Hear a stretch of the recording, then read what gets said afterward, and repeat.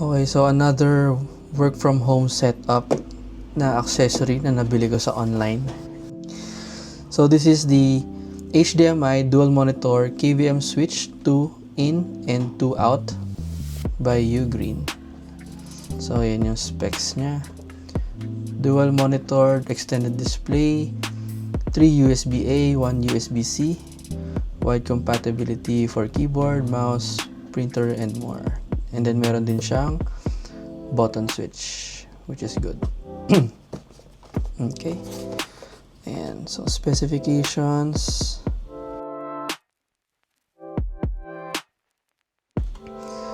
So ito yung device. And very compact lang siya. Ano bang comparison na maganda dito? Let's see something na pang compare. Siguro ito na lang lagayan ng salamin. Yan. Halos ganyan lang siya kalaki. Yan. Para mas accurate, measure na lang din natin. So that's 6 and 1/4 by 3 by 1 and 1/4. Hindi pala kita. Yan. Okay. So ito yung layout ng mga input niya. So you have the control, micro USB. Ano ba tawag dito sa lumang micro USB? And then merong 5 gigabytes per second na type C. So you can connect your hard drive, keyboard, mouse, anything na pwedeng ma-utilize yung type C na 5 Gbps. And then USB 3.0 tatlo. 5 Gbps din sila. So itong tatlong USB ports na to is dito may kakabit yung keyboard, yung wireless dongle mo for your mouse or yung receiver mo. Pwede ka rin magkabit ng external hard drives, USB or webcam, anything that you can utilize yung USB 3.0. And then on the back, DC 12 volts. So included din yung DC 12 volts niya. And then ito yung dalawang output na HDMI ports. So this is for your monitor 1 and 2. And then dito is your PC inputs. So PC input 1, ito yung HDMI ng dalawa. And then data, ito may kakabit yung provided data cable sa Ugreen device to your computer, to your PC1. And then same goes for the PC2. Ito, nakakonect din sa kabila. So meron lang siyang button dito, clickable. And I think mag-LED light lang to. Iilaw siya ng 1 or 2 kapag ka naka-plug in siya. So testingin natin. So ito yung kasama niyang power adapter. Also meron din siyang kasamang other power adapters na pang Europe and pang ano ba to? Europe and pang Hong Kong, I think. So pwede mo silang i-interchange dito, which is okay, which is good. At least di mo na kailangan bumili ng adapter. So para ma-open yun, press mo lang to release. Ayan, ganyan lang siya. Then ito, gagana mo siya dito. Ayan. Okay, pero ang gagamitin na natin is for Philippines. So itong 2-prong lang na ganito. Ayan. Yun. Very nice. So tago natin to. So isasalpa ko muna to. Ipa-plug in ko siya para makita natin kung ano yung mga LED lights niya. Okay. So ikabit lang natin to dito. Ayan. So meron na siyang LED indicator. So this is PC1, then pag kinlik ko PC2. So ganoon lang kasimple. Pero dahil wala pa tayo naka-input dito, hindi pa siya andar ng tama. Pero test muna natin yung kasama niyang remote. So meron din siya kasamang remote. Ayan. So, micro USB. Kita ba? Ayan. So, kasama din siya. So, try natin i-plug dito. And then, pag kinlik natin yan, dapat mag-iiba yung ilaw. Yun. Working. Very nice. So, goods. And then, meron siya mga kasamang mga USB. Cable. Dami niyang cables na kasama. So, may USB-C, USB 3.0. Ugreen din yung brand. And I'm not sure ilang meters to. Siguro mga 1 meter to. Ayan. So, meron ka kasamang ganyan, dalawa. Para sa PC1 and PC2. And then, HDMI. Ayan. Hindi nga lang siya gold-plated. Ayan. I think, yan. Hindi siya gold-plated. So, HDMI 2.0. Wala akong nakikitang HDMI high speed AW style Ugreen wala VW1. So HDMI 2.0 siya. Yung HDMI 2.1 is meron nakalagay na Ethernet dun sa mismong cable. So bibigyan kayo ng Ugreen ng 4 na ganito. So hindi nyo na kailangan problemahin yung HDMI cables nyo for your computers. So 4 na ganito for your PC1 and PC2. Tig-dalawa sila.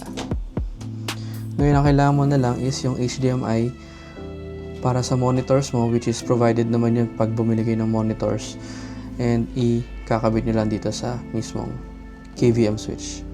Alright. Ayan. So ito yung example ng HDMI 2.1. Makita mo with Ethernet nakalagay doon kung nababasa siya. Yan, very nice. Okay, so ngayon andito na yung HDMI cable ng dalawang monitor ko. Lagay lang natin dito sa likod. So usog lang natin ito mga to. So yan, dito HDMI. Hindi ko lang alam kung alin dito yung first monitor. So ayan, ganyan siya. Okay. Ngayon ikabit natin yung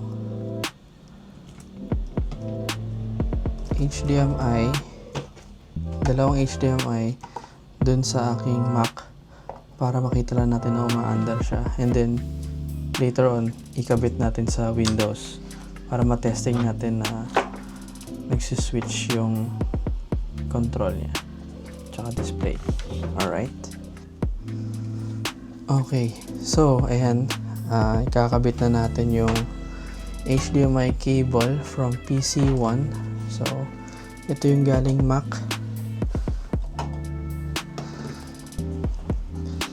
So, lagyan sa PC1 yung Mac. Okay. Natanggal. Gas. Yan. So, itong cable is iba kasi yung laptop ko, isa lang yung HDMI port niya. So, luckily I have an HDMI to Type-C. So, I'm using the Type-C para magkaroon ng dual display yung laptop ko. Or triple display. Same goes with the Mac. Yung Mac kasi wala siyang USB port. Isa lang yung HDMI port niya. So, I have an accessory na kaya niyang extend ng dalawang HDMI. Kung wala naman kayong pang-extend ng HDMI, you can use the same accessory, yung USB Type-C to HDMI. Gagana din siya sa Mac. Okay, so yan, connected na yung mga HDMI. Now, I just have to connect this last USB. So, medyo madaming wires lang talaga. So, you have to think carefully kung saan nyo ilalagay ito para mas madali siyang itago. Ayan. Ngayon, sa front, ikot ko ba yan? Meron akong receiver para sa Bluetooth mouse ko.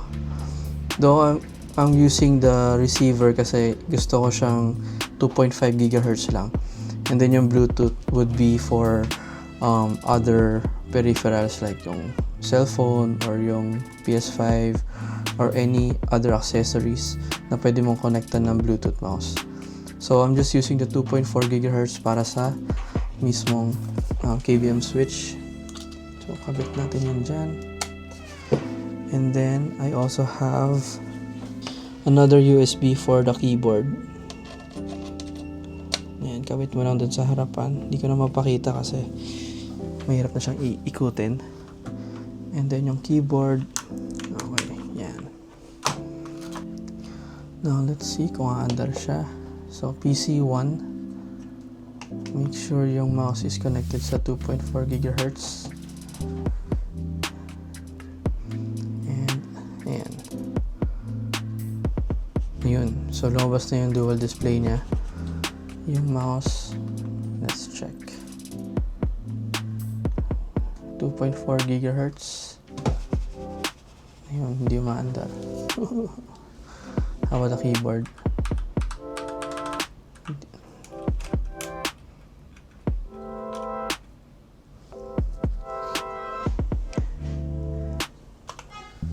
Ayan, so I got it to work.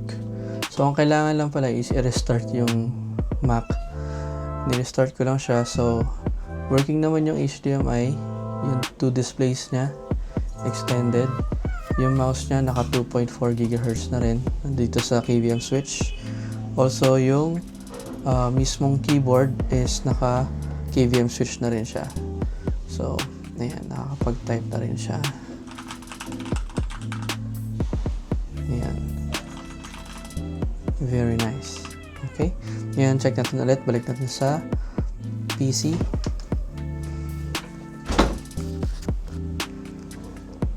So, ayan.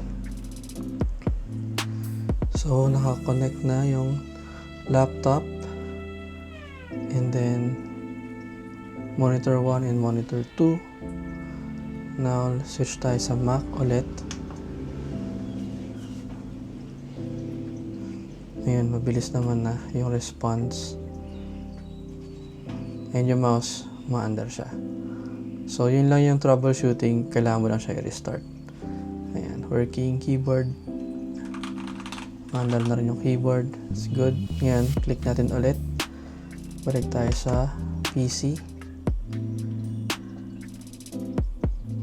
Ayan.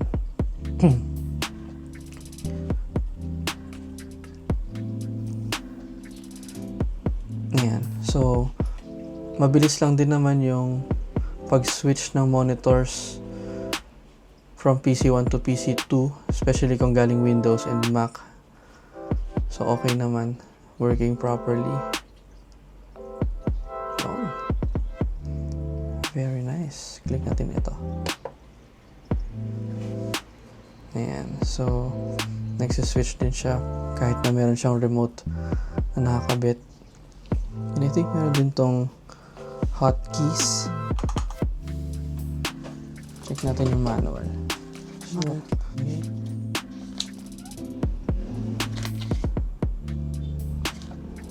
I'm not sure kung meron siyang hotkeys sa keyboard. Pero okay lang kasi meron ka namang provided na switch na pwede mong ilagay sa table mo. At then itago mo na tong KVM switch under your table. So, yung isa ding problem ko pala sa isang KVM switch ko na nabili, ito, is yung kanyang hotkey sa keyboard. Kasi pag nagpe-press ka ng control ng dalawang beses, lilipat siya ng Windows to Mac or PC1 to PC2. And then yung isang problem doon is hindi ako nakakapag-control shift and then paste or whatever kung anong combination na kailangan ko. So yung mga ibang keys is nawawala. So minsan ginagawa ko is nagsiswitch ako sa Bluetooth para lang ma-activate ko ulit yung ganong hotkeys sa keyboard. So, nabili ko lang din to online. So, I think this is 2,000 pesos. Okay naman siya for the first few months. Pero nagkaroon din ako ng issues. Hindi ko na ma-switch sa PC1. Nawawala nga yung other hotkeys or yung mga shortcuts sa keyboard. And grounded siya.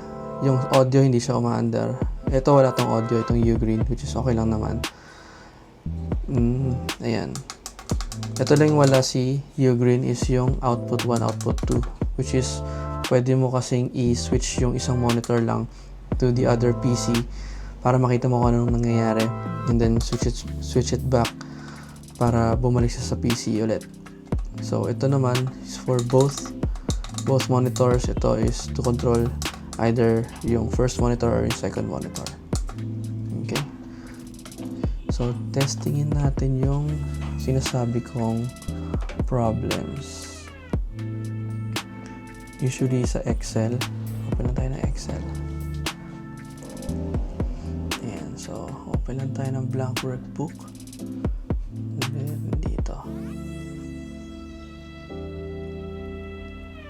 So yung problem ko is yung, ayan, so it's working. Control Shift down, Control Shift and Control A. So copy tayo. Copy, Control Shift, paste. Okay, that's good. So working naman lahat ng keys. Testingin lang natin saglit.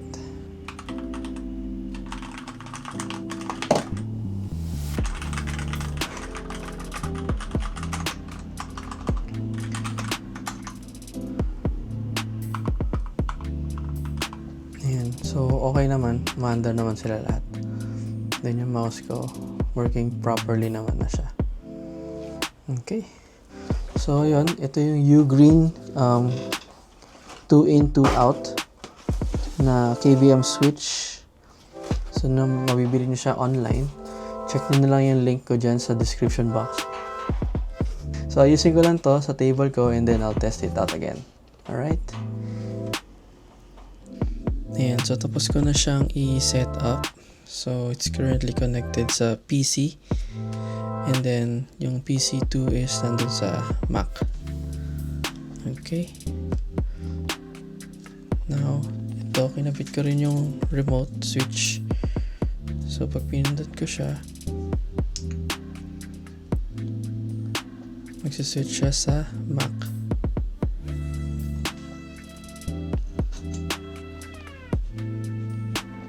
Ayan, medyo may delay lang yung isang screen pero it works perfectly fine.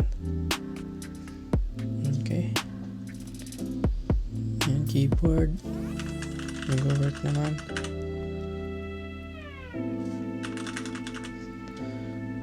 Okay. Mouse. Good. Now switch natin ulit sa kabila.